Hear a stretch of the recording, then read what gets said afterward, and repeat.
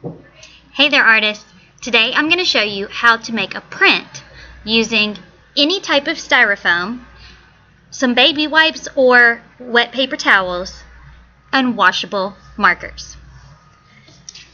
The first step you're going to need to do for this printmaking project is to create your print. When you're doing this, you want to use styrofoam. It can be any kind, so like an old takeout container or a styrofoam plate.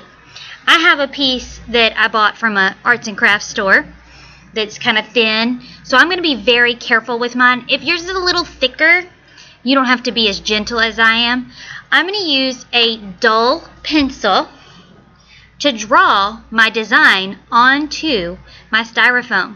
Now when you're doing this design, you want to remember that it's going to be reversed when you make your print. So that means it's going to be backwards. So don't put any words in your design.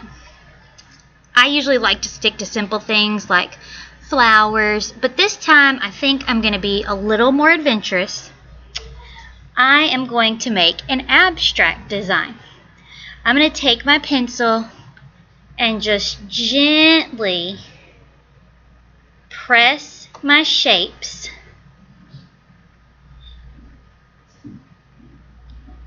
into the foam.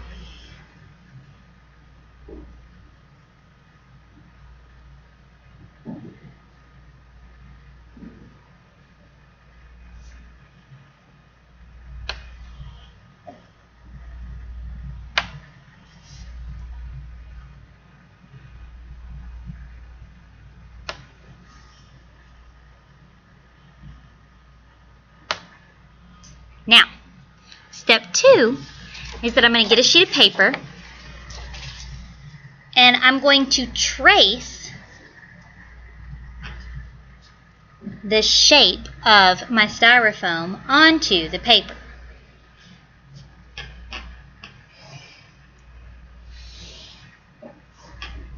I'm just going to do it really lightly with my pencil so that I can erase it later.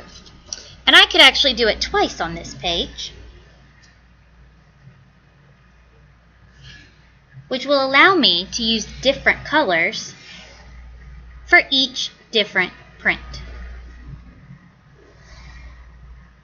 Now I'm going to set my paper to the side, and I'm going to use some washable markers.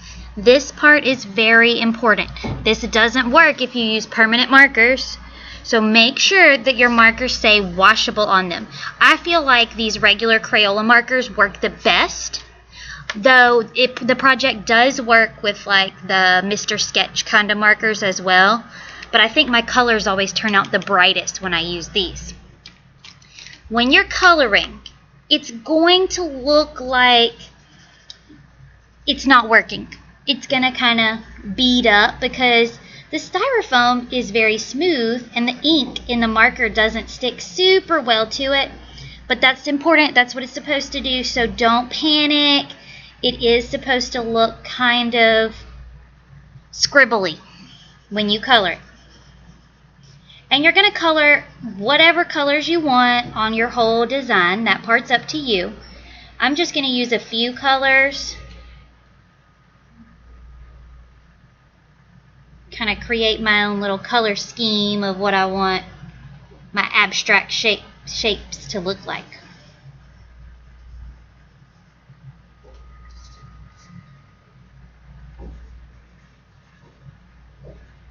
And it's important that you don't like fill in the grooves that your pencil made.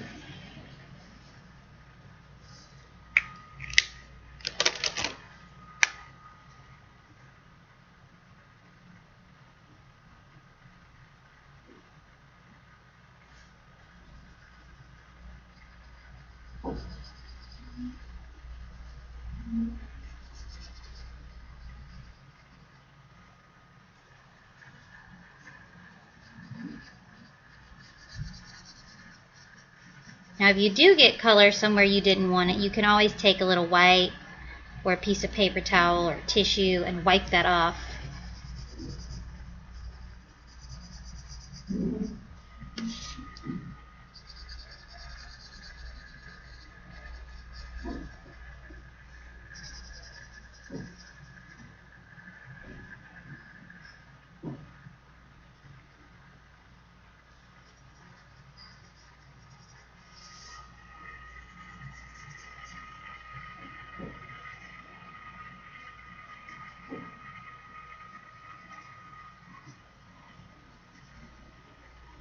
Okay, now I'm actually not going to color my background all the way in.